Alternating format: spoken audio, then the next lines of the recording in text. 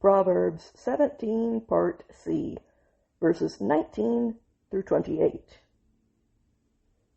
Whoever loves defiant invasions, whoever has a committed passion for crossing the line, which is a primary form of betrayal, that person loves conflict and aggressive arguments.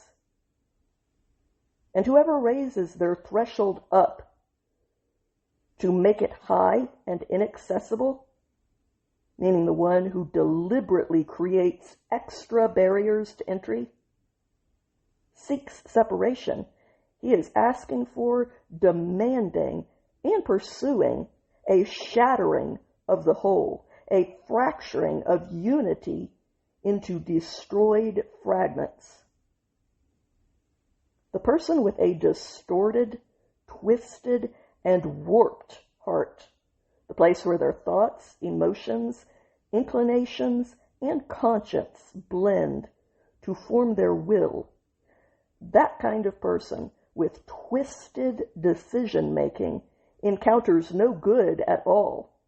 He never discovers, obtains, or experiences it.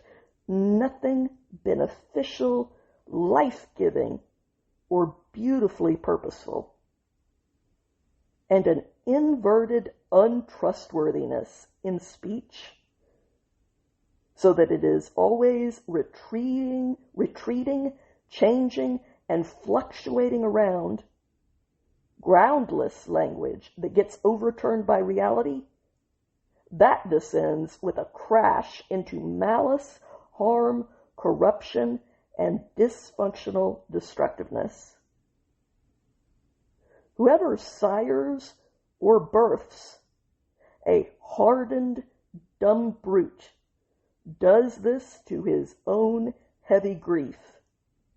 The source that brings that kind of lazy, overconfident person into the world is then profoundly burdened by it.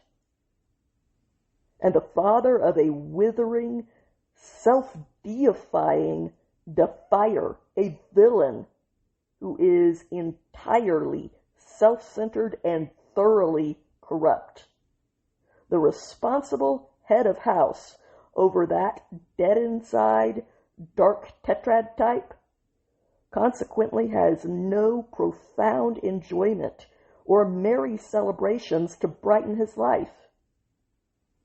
A heart that embodies profound enjoyment or merry celebrations to brighten the place where their thoughts, emotions, inclinations, and conscience blend to form their will, that kind of bright, functional decision-making core is healthy.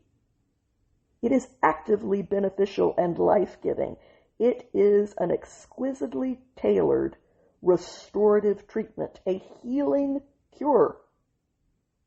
But a driving energy that has been crushed and beaten, crippled and sunk, that dries up the bones into brittleness. It causes the foundational structure itself to crumble, wither, and die. The hostile, defiantly unjust criminal, the guilty convict in the wrong, takes or even seizes, he actively accepts a bribe from the hidden secret pocket to subvert and skew the communal thoroughfares of justice in its rulings and measurements. For someone who has discernment, the ability to go deeper than the surface, to distinguish between complex and tangled concepts, to separate mixed truths, and sort out conflicting interests so that they can construct and act accordingly. For that kind of deep person, wisdom is staring them in the face. They're standing in the presence of the ability to skillfully construct, like a craftsman, with the insights of their probing curiosity. But the focus of a lazy, dumb brute is fixed on the most remote edge, the distant outskirts, the very brink of the earth, far away from himself and his community, and far away from the things that his own agency could actually affect.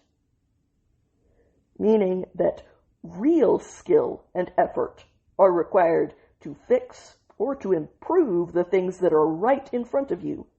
Prioritizing the things that are happening elsewhere in the land is just a virtuous excuse for being lazy and shallow. A son that is a lazy and hardened dumb brute is an infuriating provocation to his father and acute bitterness to the woman who labored to give birth to him.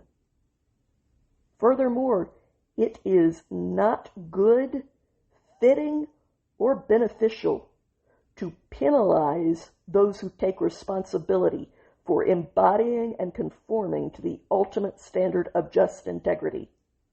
Nor is it good, fitting, or beneficial to beat up on or to flog voluntary, generous benefactors, the nobles among the elites, over them aiming up with sincere integrity and a level approach.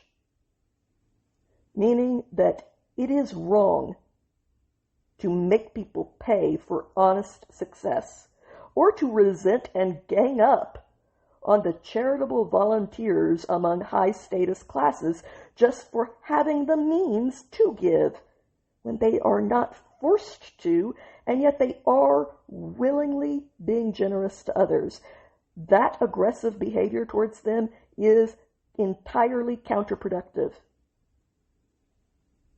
The person that is profoundly experienced in his experience, this word is repeated for emphasis, this person with a real grasp on reality, he restrains his speech and takes it easy.